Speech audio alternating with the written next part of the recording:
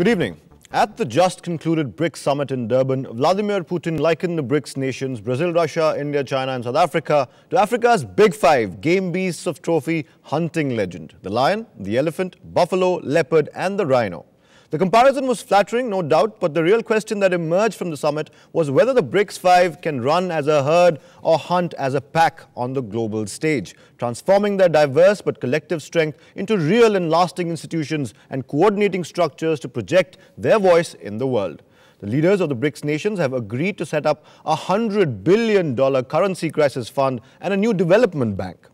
The member countries have long accused international banks like the IMF and the World Bank of not doing enough to address underdevelopment. Also, they say that Western governments exert too much control over the way they are managed.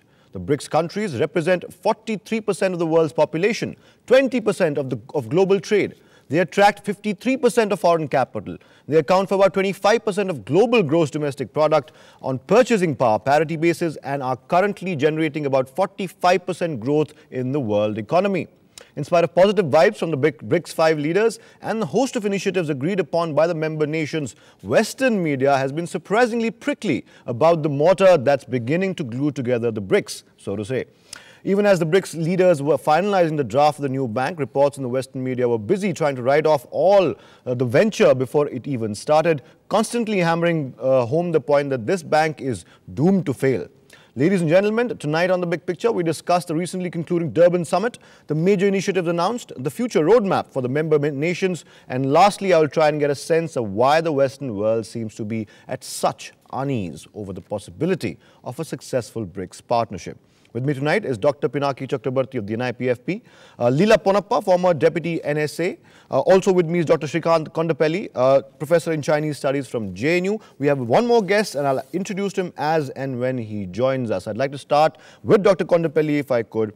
Dr. Kondapalli, numerous announcements, the BRICS Development Bank, the contingency fund with a corpus of about $100 billion, bilateral meetings, especially the one with Xi Jinping and Manmohan Singh. But there has been one constant refrain in almost all of the media coverage or the reportage that we've seen at this summit, that it fell short of expectations. Do you agree? Yes, I think so. One of the reasons being that the development bank had not taken the shape as it was because of the debates on capitalization, headquarters, where it should be, whether it should be in Moscow or in Shanghai or in Cape Town. There is also the individual nations' contribution for the development bank. These things have not been sorted out, as also with the international security issues related to Syria, which is now going through a phase of turmoil. So on most of these issues on international finance, international security, the BRICS announcement was not very pronounced, as it were. And hence, I think there are several, lacunae in this. Right, right. Would you agree, Dr. Pinaki Chakraborty, that it fell short of expectations? Were we expecting too much? It's been 5 years since BRICS was announced. True. And if we see the history of BRICS in the last 5 years, you will see that it has always been 5 different countries who are growing at a very fast rate. And that brought these countries together to form BRICS. And they are also geographically not a continuous territory. So I think this is the first step towards arguing for a development bank, and my understanding of the whole thing is that yes, of course, we have not been able to really firm up where it should be set up, what should be the contribution of each member countries. But I think it's a great step, and this bank is going to become a reality. Now, and if that happens, and if this bank functions very differently than the Asian Development Bank or other multilateral lending institutions like the Bretton Woods sisters, I think that would going to make an impact. And when it comes to having a BRICS bank, development bank, I think that is going to come. Of course, there are hurdles. I fully agree with that. And probably you really cannot do it within the last summit and this summit. And probably it is going to come in the next couple of months. Right, absolutely. We've also been joined by Rajesh Mahapatra right now. I've been told Rajesh Mahapatra is the Deputy Executive Editor of Hindustan Times. Many thanks, Rajesh, for joining us. Before I go to Leela Ponappa, I want to come to you quickly, Rajesh, and ask you this. Jacob Zuma said that the resolve to go forward with the BRICS Bank and has become firm. And now a year ago in Delhi, the BRICS communique said the idea was feasible and also viable. Now, from New Delhi to Durban, it doesn't seem like there has been much forward movement. Or do you think that this summit was a substantial step forward? Which one is it then? No, I think if you're talking in terms of the development bank, I think there has been some progress. There's been quite a substantive amount of discussions that have taken place, and there is a fair amount of agreement on many key issues. There are, of course, things like where it should be located and several other issues which will have to be. It's as I said, it's a work in progress, and I think you don't on such things you don't expect things to materialize overnight. So New Delhi to Durban, definitely they have travelled long distance, and it's a work in progress, but it is making progress in the right direction. Work in progress, says Rajesh Mahapatra. Leela, Ponnappa, well, let me come to you now. Now, BRICS reiterated the need for quickly completing talks on a comprehensive convention on international terrorism, a concept that was first mooted by New Delhi. Now, is that, in your opinion, just a token gesture towards one of the most important pillars of BRICS, or does that really reflect how seriously India is being taken at the world stage and within BRICS? Well, I think it certainly is a serious measure that has been proposed. So, any serious international instrument on terrorism is to be positively regarded. But I'd like to revert to the earlier discussion on the bank. Right. I don't know how many people who have been disappointed supposedly by this summit have had the experience of establishing a regional or a multilateral bank with a capitalization of $100 billion. As Mr. Mahapatra just said, this has to be work in progress, and I think what it represents is really what is most important, that here is a group of 5 major countries, continental-sized countries if you will, who are coming together not in terms of geographical contiguity or political similarities or anything, but because they feel that their voice needs to be given due weightage. Your correspondent had an impressive set of statistics, and without getting into what percentage of world trade or investment or what have you that these countries collectively are holding, I think the fact that an attempt is being made to address an international structure by creating alternative institutions, I believe that is the true significance. Similarly, India's proposal for a convention on terrorism really reflects what India has been trying to do at the UN and in other such institutions as well. So whether you're looking at the bank, whether you're looking at multilateral instrument on terrorism, I think both of them are to be taken seriously. Right. Point taken, Ms. Ponnappa. I want to come back to Dr. Pinaki Chakraborty now. Rajesh and Ms. Ponnappa agree on one thing. It's a work in progress. It'll take time. And there have been murmurs coming in from diplomats as well that it can't happen overnight as well. Now, going back to the bank, what's your take on the bank itself? India and Russia, during the Durban Summit, they want more deliberations on the bank. And rightly so, if I may add, the Chinese proposals had asked for the bank $100 billion from each country. That proposal was shot down. Brazil was, did not like that proposal at all. India and Russia being, adamant on more deliberations. South Africa tried to remain neutral on that fact. But even if they say, let's argue for a moment, and even if a lesser amount is agreed on, say $50 billion split 5 ways. Now that would be, as The Economist has put it, cab fare to the Chinese. Now, what's your take on that?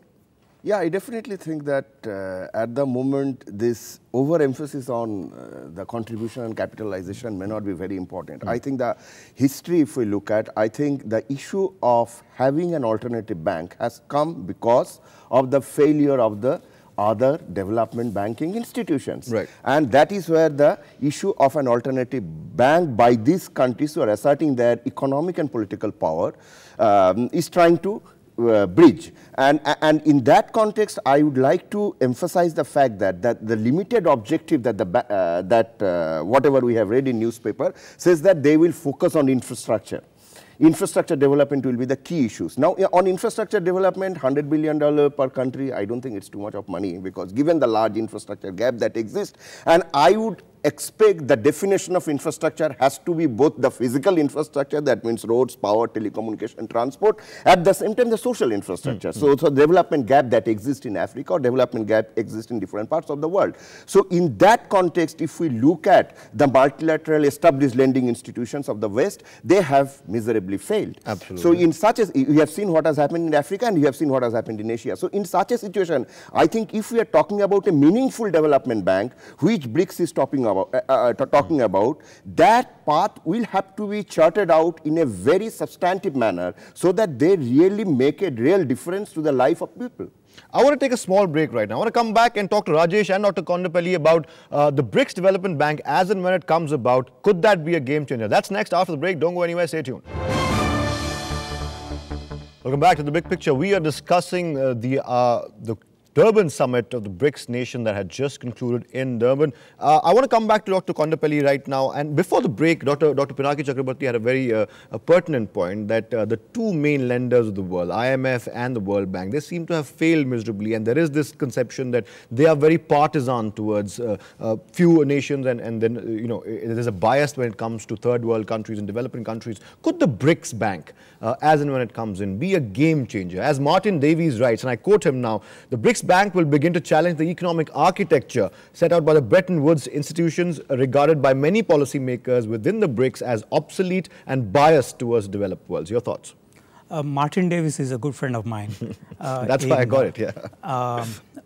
Martin also said in the last few weeks before the Durban meeting that where does South Africa get the capital from as a contribution for the development bank? It's seen as the weakest link within the five. It's true, but it appears that South Africa is going to get from the pension fund, which is going to be problematic if the projects are not going to deliver for one reason or the other. I think Martin Davies' comments are very pertinent. What I was trying to suggest is this is more of aspirational rather than what we're going to see in the near future, in the short term, in terms of the impact of the development bank.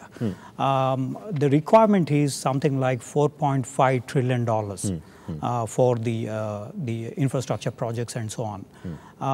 It is true that for the last 3 years or so, the IMF and the World Bank are wanting to divert international finance towards the Eurozone crisis.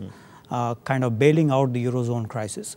So one of the arguments when Mr. Pranab Mukherjee was the finance minister and Dr. Manmohan Singh in the European debates, they had suggested that it is improper for the IMF to kind of divert resources for the Eurozone crisis situation. Instead, this has to be spent for the developing countries' infrastructure projects. Which needed more. Which they needed more in terms of the development aspects.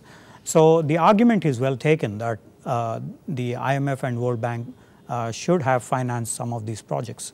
The proposed development bank had not really taken shape, and there are debates about how this could be financed and so on and so Absolutely. I want to go to Rajesh Mahapatra right now. Your views, Rajesh, on the fact that some people regard it as a potential game changer when it comes to the IMF and World Bank. Could this, perhaps, the BRICS Bank be a serious threat to the monopoly, or if I could call it a duopoly, of the World Bank and IMF?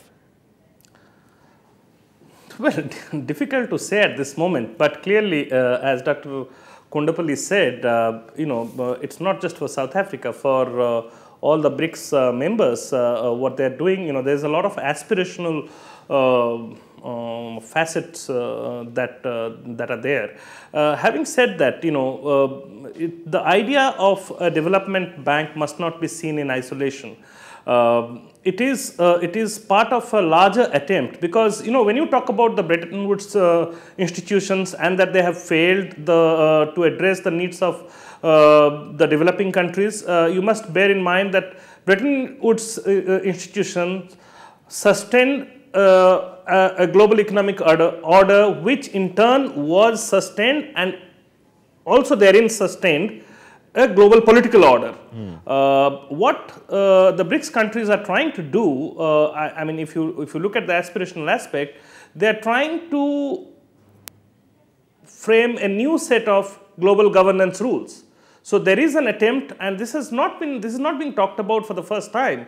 There have been talks about how the global economic order and the global political order needs to change in terms of its reflection in various multilateral institutions to reflect the new reality of the global economy and new reality of the global politics.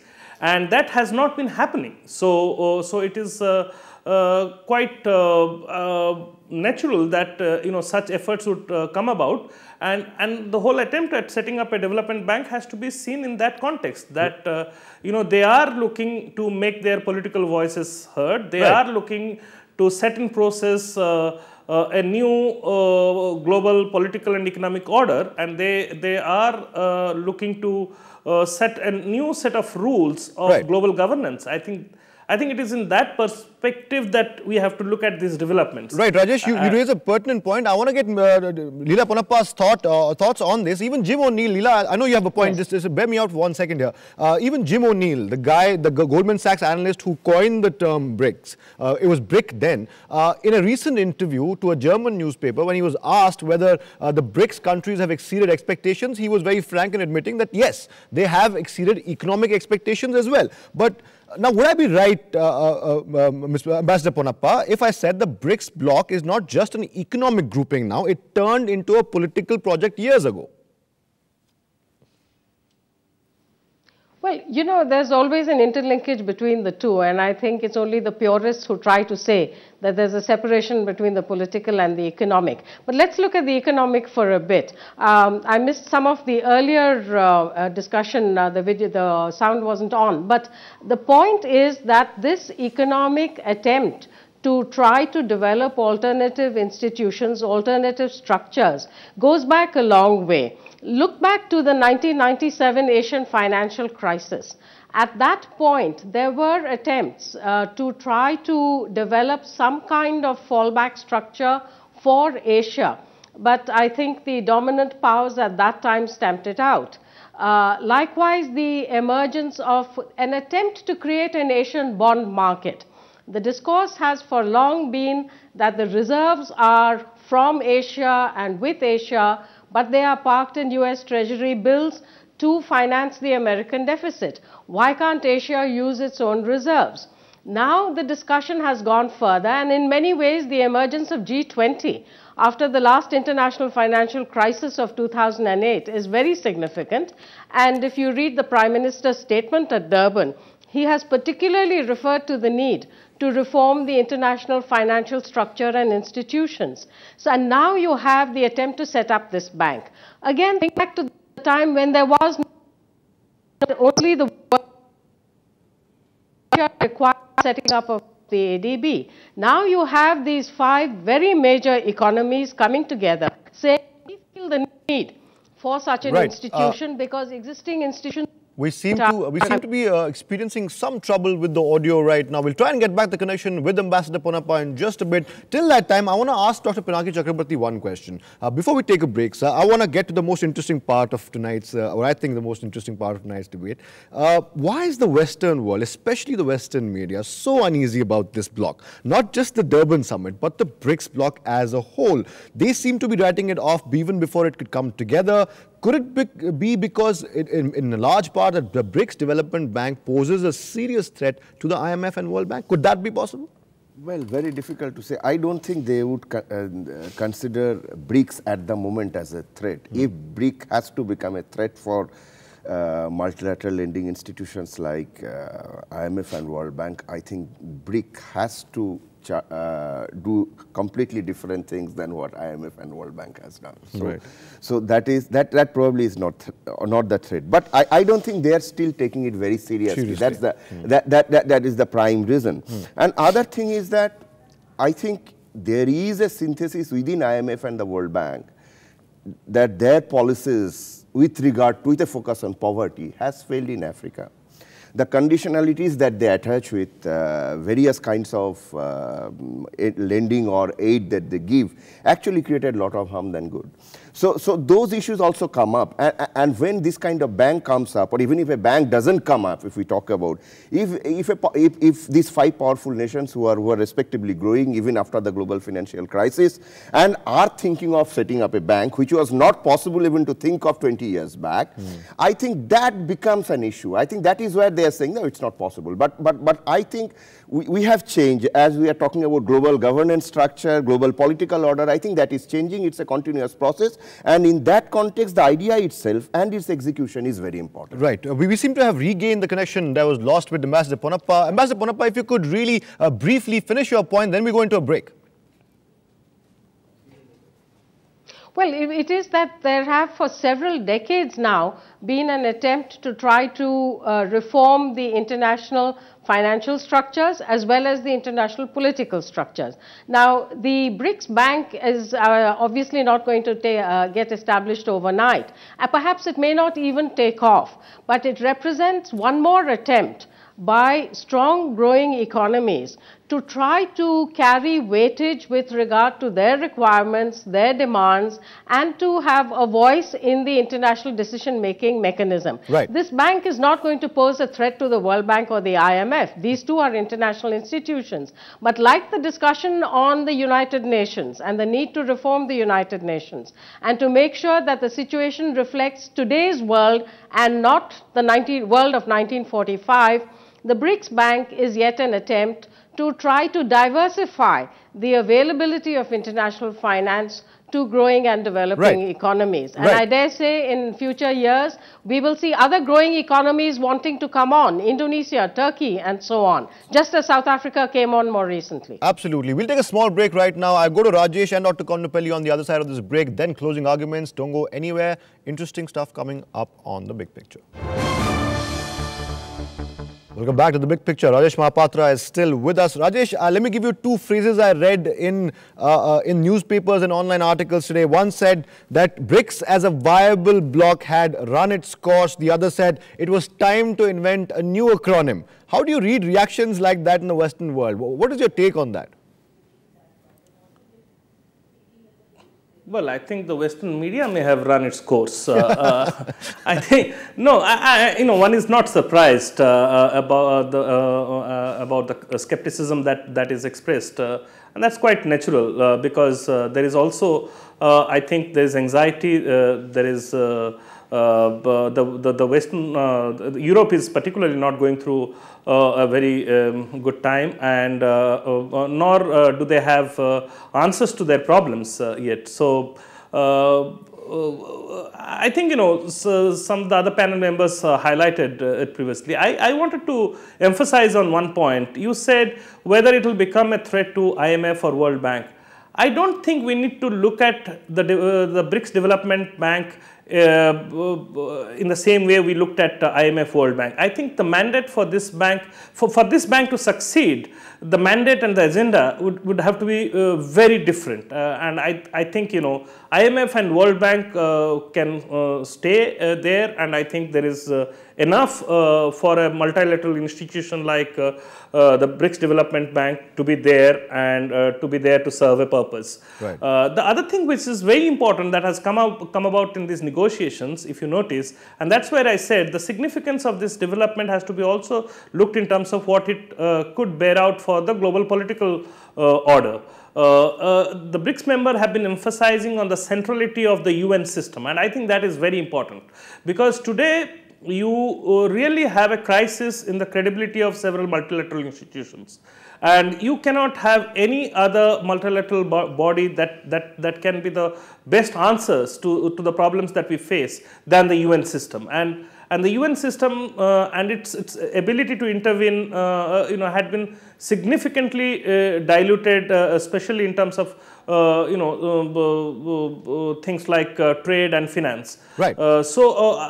I would say, if you are talking about whether the Western media are saying that the BRICS countries have run, the idea of a BRICS bank has run its course, then we need to ask them then what is happening at the G20 forum. Right, I mean, right. how the G20 forum came about and what is happening there. If you look at G20 forum, if there is not much progress on several issues, it is largely because of the differences that are there among the developed country members rather than those who are from the developing countries who have been co-opted into the system. Right, Rajesh. I have about 30 seconds left. I want to get one last reaction from Dr. Kondapalli. Is the new world order, economic and political, Dr. Kondapalli, going to be built in large parts by this particular brand of BRICS? And if yes, do you think the member nations have the wherewithal to overcome their diverse backgrounds and situations individually to make their collective might count? In other words, do these BRICS have enough mortar?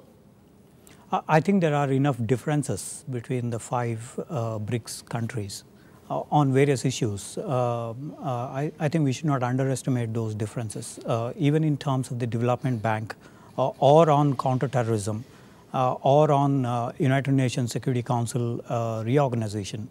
The first Yekaterinburg meeting in 2009 suggested to the larger role that India can play in the international institutions, including United Nations. It's kind of implicit rather than explicit endorsement of the United Nations Security Council reform. Right. So there are differences between the BRICS.